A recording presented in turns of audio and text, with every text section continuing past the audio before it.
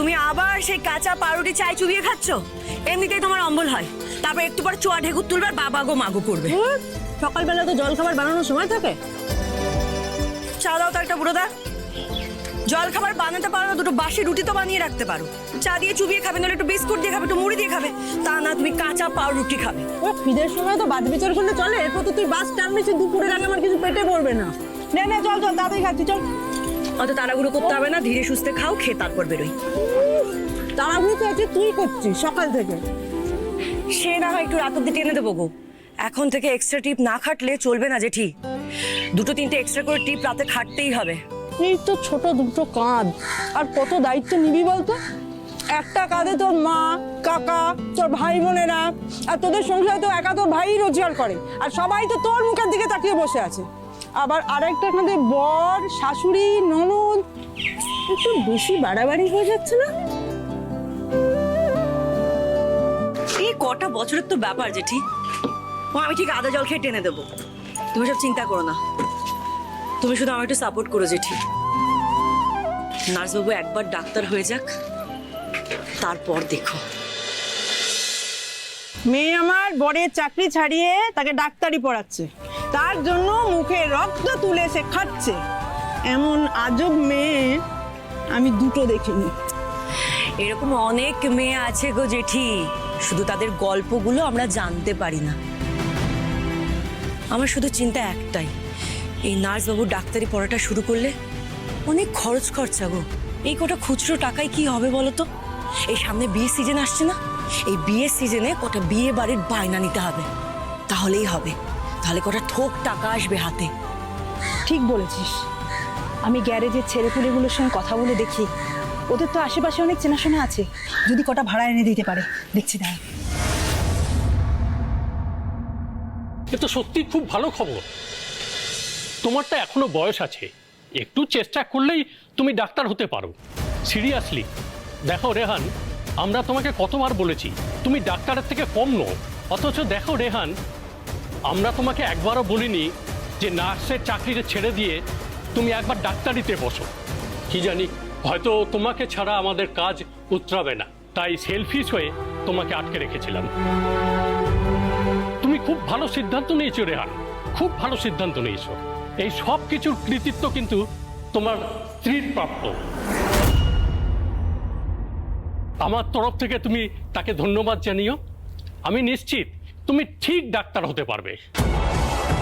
প্রথম দিন বলেছিলি তুই রূপাইকে স্ত্রী হিসেবে মানিসই না, আর এখন কথায় কথায় আমার স্ত্রী আমার স্ত্রী।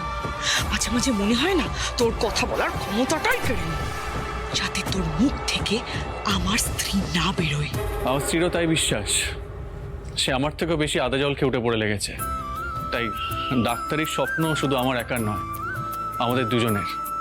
আমাকে এখন যে করেই হোক ডক্টর হতেই হবে, আর ডক্টর হওয়ার পর আমি এই হসপিটালেই জয়েন করব। আমরা তোমার জন্য অপেক্ষা করবো Rehan. All the best. Rehan, কোনো এমার্জেন্সি হলে কিন্তু আমরা তোমাকে ফোনে খুব জ্বালাবো, আর তোমাকে কিন্তু ফোনটা তুলতেই হবে। নিশ্চয়ই ধরবো, আর ফ্রি থাকলে এসে আমি হাতে হাতে কাজও করে দেবো। আসি এখন। মধু ম্যাডাম তো এক্ষুনি ঢুকে যাবেন, একবার দেখা করে যাবে না? না,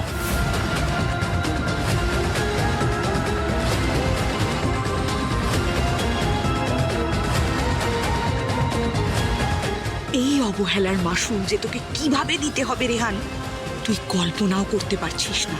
রূপাই যা পারে করে নিক, ডাক্তার তোকে আমি হতে দেব না, কিছুতেই না। তুমি রূপাই বাস চালাও? হ্যাঁ, আমি রূপাই সাহা। আপনি? আমি নকুল সামন্ত, আমার রাজারহাট চৌমাথায় বাড়ি। ওখানকার ক্লাবেই তোমার নামটা শুনলাম। তুমি তো পূর্বপাড়ায় থাকো। হ্যাঁ। খুব ভালো বাস চালাও। আসলে আজ আমার মেয়ের বিয়ে, বুঝতেই পারছো যে বিয়ে দিতে গিয়ে পুঁজি প্রায় শেষ, কিন্তু বরযাত্রীকে আনার তো একটা ব্যবস্থা করতেই হবে, তাই না? বড় কুটুম বলে কথা। সেই কারণেই তোমার কাছে আসা। মানে যদি তোমার বাসটা আমাদের ভাড়া দিতে, মানে ওই সন্ধ্যাবেলা বাগুইহাটি থেকে বরযাত্রীকে তুলে নিয়ে আর চৌমাথায় এলে, আর ওই খাওয়া দাওয়া হয়ে গেলে আনুমানিক ওই 12টার দিকে আবার বাগুইহাটিতে দিয়ে এলে। এইটুকু একটু করে দাও না, বুঝতেই তো পারছো, লক্ষ্মীটি করে দাও না। কি বলো জেঠি? হ্যাঁ হয়ে যাবে, কিন্তু বাগুইহাটি রাজারহাট আপ ডাউন তো 9,000 টাকা লাগবে, আর যদি ফুল দিয়ে বাসটা সাজাতে হয় না তাহলে আরো এক্সট্রা টাকা লাগবে। না না, ওসব ফুল টুল দিয়ে সাজাতে হবে না। এই 9,000টা একটু বেশি হয়ে যাচ্ছে না? না না, আসলে তেলের দাম কি হারে বাড়ছে আপনি দেখছেন তো, সেই হারে তো বাসের ভাড়াটা বাড়ছে না। আপনার মেয়ের বিয়ে বলেই আমরা অনেক কম করে দিচ্ছি, মানে সব থেকে কম করে দিচ্ছি। আপনি বাইরে খোঁজ নিয়ে দেখুন না, 10,000-এর কমে কেউ করবে না। না না, 9,000-এর নিচে নামতে পারবো না, আর 2,000 অ্যাডভান্স করে দিতে হবে। বেশ, ঠিক আছে, তাই হবে। এই নিন।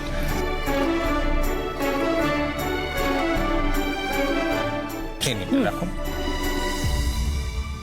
আর বলছি, আমি এখানে অ্যাড্রেসটা লিখে দিচ্ছি। হ্যাঁ,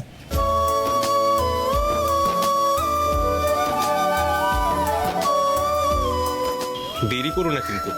আরে আপনি কোনো চিন্তাই করবেন না, আপনার মেয়ের বিয়ে মানে আমাদের বাড়ির মেয়ের বিয়ে। আপনার সার্ভিসে কোনো রকম ত্রুটি হবে না, একদম লেট হবে না, আপনি যান। ঠিক আছে, আসছি।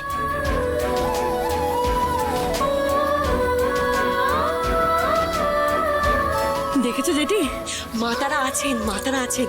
এই সবে বলছিলাম না বিয়ে বাড়ির ভাড়া হলে ভালো হতো, দেখো সঙ্গে সঙ্গে বিয়ে বাড়ির ভাড়া বায়না চলে এলো। মাগো তুমি দেখো, এই বিয়ে বাড়ির সিজনে আমরা যেন রোজ ভাড়া খাটতে পারি।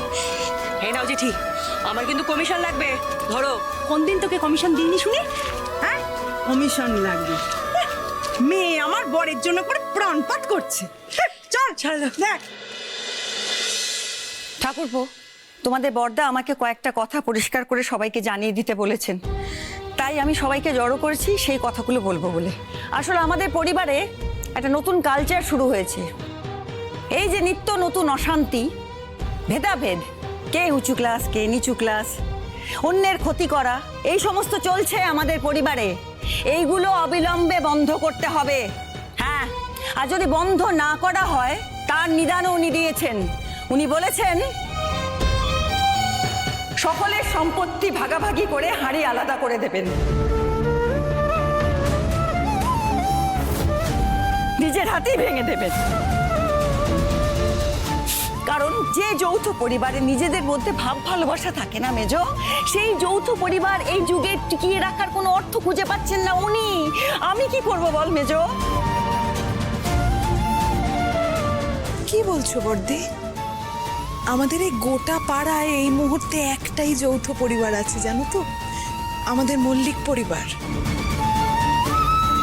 রেহানের বাবা যখন চলে গেলেন, তুমি আমায় বলেছিলে যে চিন্তার কোনো কারণ নেই, সবাই একসাথে থাকবো।